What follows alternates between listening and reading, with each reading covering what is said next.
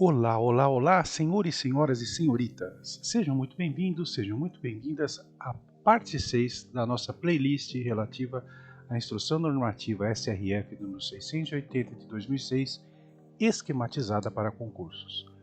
Se por acaso é o primeiro vídeo que você está olhando desta série, temos que esclarecer que a Instrução Normativa 680 disciplina o despacho de importação e é muito cobrada no Exame de Qualificação Técnica para Ajudante Despachante Aduaneiro, conhecido como ADA.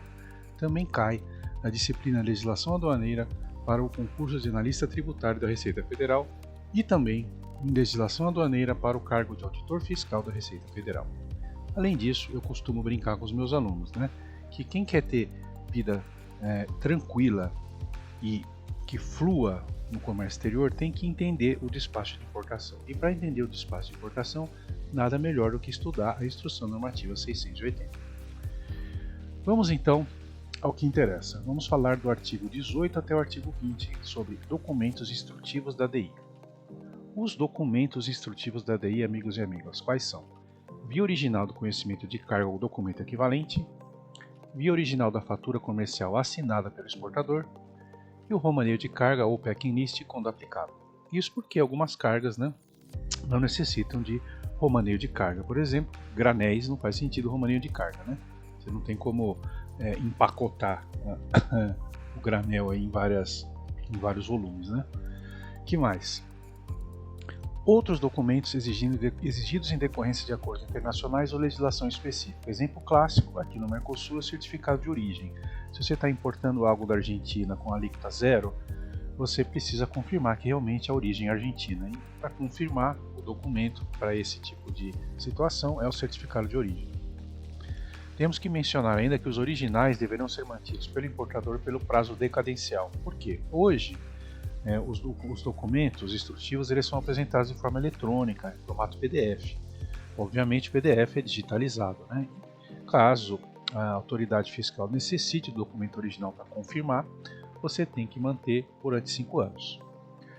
Não será exigido conhecimento de carga para as seguintes situações: despachos para consumo de mercadorias desnacionalizadas ou estrangeiras que após despacho de exportação ainda permaneciam no país. Por exemplo, caso de interposto aduaneiro.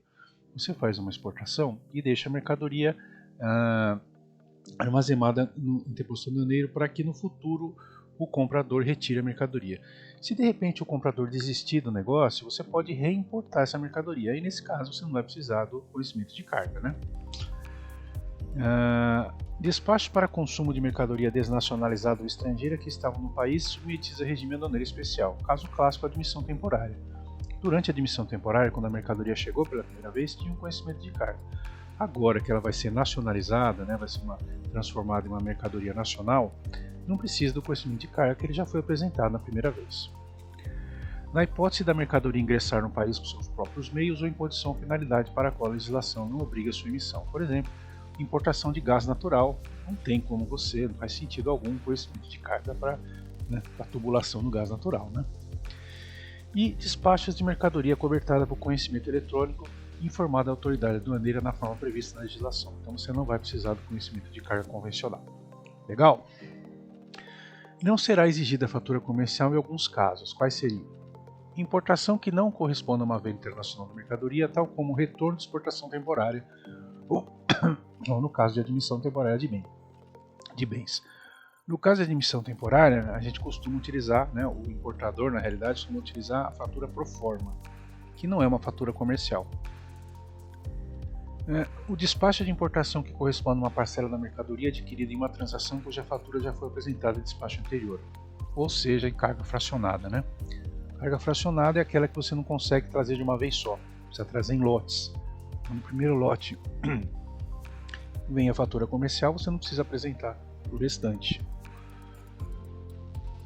Despacho de mercadoria a granel, no caso de acréscimo ou excesso que não seja superior a 5% entre o peso e a quantidade declarada na DI ou apurada na quantificação. Então, se houver uma divergência de até 5% no granel, não precisa complementar com fatura comercial. E por fim, caso de a mercadoria ingressar no país em condição para a qual a legislação não obriga a emissão e outras hipóteses definidas pela COANA. Beleza? Agora, sobre a transferência de titularidade de mercadoria estrangeira, como é que funciona? Ela deve ser feita por endosso no conhecimento de carga. e será permitida só mediante comprovação documental da transação comercial. No caso de endosso bancário ou outras hipóteses estabelecidas pela COANA, essa comprovação fica dispensada. Despacho para consumo de mercadoria ingressada sob regime aduaneiro especial, ou seja, mercadoria que está na admissão temporária, por exemplo. Como é que funciona? Se a mercadoria já foi entregue ao importador, a ADI deverá ser instruída com um comprovante de recolhimento do ICMS ou de dispensa de pagamento, porque na primeira vez não houve a necessidade do ICMS, agora precisa comprovar. No caso de importação com isenção para o CNPq ou para cientista, pesquisador ou entidade credenciada, como é que funciona isso? Deverão ser preenchidas no campo informações complementares, no momento do registro da ADI, o que? As seguintes informações referentes ao adquirente: o seu nome empresarial, número de inscrição no CNPJ, se for uma pessoa física ou CPF, e a falta dessas informações implica a necessidade de prévia decisão da autoridade aduaneira para reconhecimento da isenção. Ou seja, se não tomar cuidado, vai ficar na hipótese do auditor fiscal ter que analisar tudo para confirmar se a isenção tem direito ou não. Canal cinza, mais para frente na IE, ela fala muito especificamente do canal cinza, mas na parte de documentos instrutivos da DI, tem algumas coisas que a gente precisa comentar antes, né? No caso de canal cinza. Os documentos comprovatórios da transação comercial são obrigatórios na instrução da DI que esteja em canal cinza, que foi parametrizado em canal cinza. Quais seriam? Correspondência comercial, cotações de preços, comprovação da formalização dos compromissos e responsabilidades contratuais, fatura pro forma, comprovantes de pagamentos, registros contábeis, formalização de garantias de pagamentos e contratos de transporte seguro da operação comercial. O auditor fiscal responsável pela DI no canal cinza vai determinar quais documentos comprovatórios desses aqui serão necessários a serem apresentados pelo importador. Ok? E consideram-se não entregues os documentos comprobatórios caso sejam omissos ou mereçam fé. Ou seja, não adianta apresentar um documento comprobatório, entre aspas, né, que só enrola, porque simplesmente não vai ser aceito. E aí nós temos uma situação complicada. Caso não sejam entregues os documentos comprobatórios, os preços serão arbitrados e aplicadas as multas. Né? Arbitramento de preço é o pior caso. A multa é de 5% do valor aduaneiro das mercadorias importadas e 100% sobre a diferença entre o preço declarado e o preço efetivamente praticado. Ou seja, além de ter arbitramento de preço, ainda tem que pagar multas que são pesadas. Bom, os documentos instrutivos eles devem ser anexados em formato digital no Pucomex. Aqui está a telinha do Pucomex, aqui, como é que você cria o dossiê. O importador deverá vincular o dossiê eletrônico com os documentos instrutivos digitalizados à DI, então tem que fazer a vinculação. Né? Não adianta criar o dossiê, tem muito problema com isso, às vezes a pessoa não está bem treinada, ela cria o dossiê e esquece de vincular na DI. E aí reclama porque o despacho fica parado. Né? A COANA poderá dispensar a vinculação quando a declaração for direcionada para o canal verde de conferência, que é o que normalmente acontece. Canal verde você não precisa vincular nenhum documento. A anexação digital também deve ser feita no decorrer do despacho caso solicitado pela fiscalização. Por exemplo, importação do Mercosul, faltou certificado de origem. O auditor fiscal vai fazer uma exigência fiscal, apresentar certificado de origem. Aí vai lá o importador, aqui, anexar documentos ao dossiê e anexa o certificado de origem. Beleza? Ficou muito boa a fluidez no despacho de importação quando ele ficou digital. Bom, o que mais? Nas importações de produtos a granel ou perecíveis originários do Mercosul, por exemplo, aqui acho que é manga ou mamão, não sei, a apresentação do certificado de origem poderá ocorrer em até 15 dias após o registro da DI, sendo condição para o desembaraço aduaneiro desde que o importador apresente termo de responsabilidade relativo à falta de entrega do documento no prazo. Tem uma ajudinha aqui. Em caso de emergência, de estado de calamidade pública ou pandemia declarada pela OMS, o certificado de origem poderá ser apresentado no prazo de até 60 dias, contado da data do registro da DI, nas mesmas condições acima, desde que, na fatura comercial, conste a declaração do exportador ou produtor de que a operação foi realizada nos termos do correspondente acordo comercial e o montante dos tributos incidentes que deixaram de ser recolhidos pelo tratamento tarifário preferencial consta em termos de responsabilidade consignado na própria DI.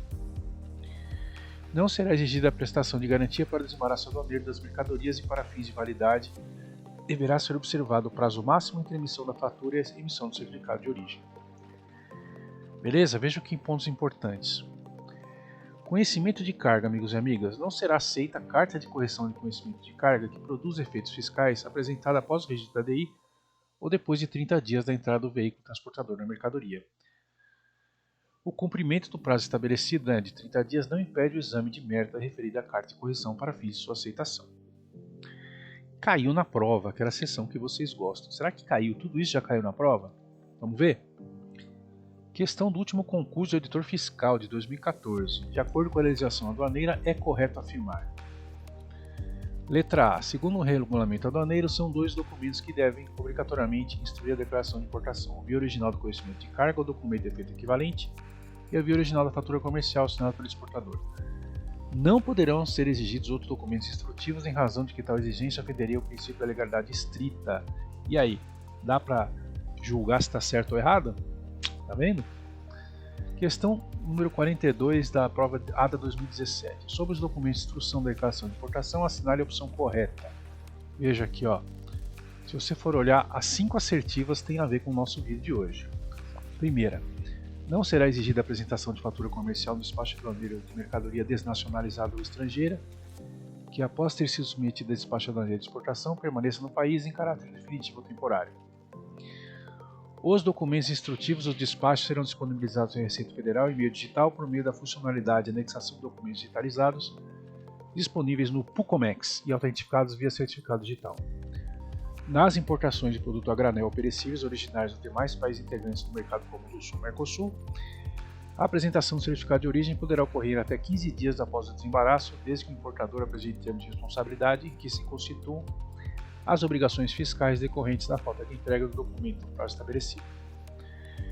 Viram, hein? As 3 primeiras tem tudo a ver. Vamos ver a 4. Não será aceita a carta de correção de conhecimento de carga que produz efeitos fiscais apresentada após o registro da respectiva DI ou depois decorridos 30 dias da formalização da entrada do veículo transportador da mercadoria cujo conhecimento se pretende corrigir. Por fim, a DI será instruída com os seguintes documentos: via original do conhecimento de carga ou documento equivalente, via original da fatura comercial assinada pelo exportador, romaneio de carga packing list, quando aplicável, e outros exigidos exclusivamente em decorrência de acordos internacionais ou de legislação específica, meus amigos e minhas amigas. Beleza? Esse vídeo foi um pouco mais longo, né? Mas tem bastante informação importante. Espero que tenha sido útil. Se ficou alguma dúvida, mande seu comentário. Lembrando que essas questões que eu apresento nesse vídeo já estão publicadas e resolvidas no nosso canal. Basta procurar a playlist. Beleza? Forte abraço e até o nosso próximo vídeo. Valeu!